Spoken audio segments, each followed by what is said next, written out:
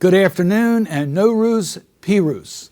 Thank you to the Iranian American community of Maryland for inviting me and for all its work to advocate for the Iranian communities around the world. It is an honor to be back with you again this year to celebrate the Persian New Year and to address the human rights of the Iranian people. For too long, the Iranian people have suffered under a regime that has routinely repressed its own people and violated human rights. We have seen the continued attempts to shut down internet access and the ability of the Iranian citizens to freely and peacefully assemble. The Iranian regime continues to crack down on dissent. It detains human rights defenders and other prisoners of conscience and subjects them to unfair trials, torture, and mistreatment in detention and death in custody. While the picture is bleak, in the spirit of Nowrouz and celebrating a season of new life, I am hopeful that brighter days are ahead.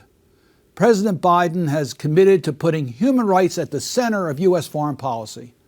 The Biden-Harris administration is committed to a world in which human rights are protected and those who commit human rights abuses are held accountable.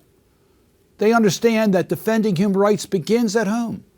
They also know that in promoting respect for human rights globally is not something we can do alone, but requires our allies and partners. I am working with the Biden-Harris administration and my colleagues in the Senate to continue to hold Iran accountable. While there may be some differing views on tactics, we all agree that Iran must never possess a nuclear weapon, and Iranian support for human rights violations and terrorism must end. Just this week, my colleagues and I are sending a letter to President Biden reiterating our bipartisan concerns on this front. During the previous Congress, I introduced a resolution that decried the Iranian government's violent crackdowns on protesters, in which hundreds were killed and thousands arrested, and support the rights of the people of Iran to determine their own future.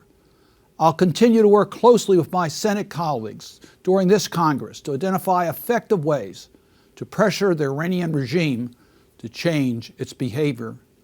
We need to use all the tools at our disposal, including targeted sanctions for the most egregious human rights violations.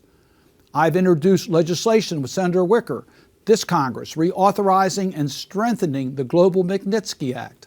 This reauthorization will send a clear signal of our national commitment to defending democratic values and the international rules and standards that enable us all to live peacefully together.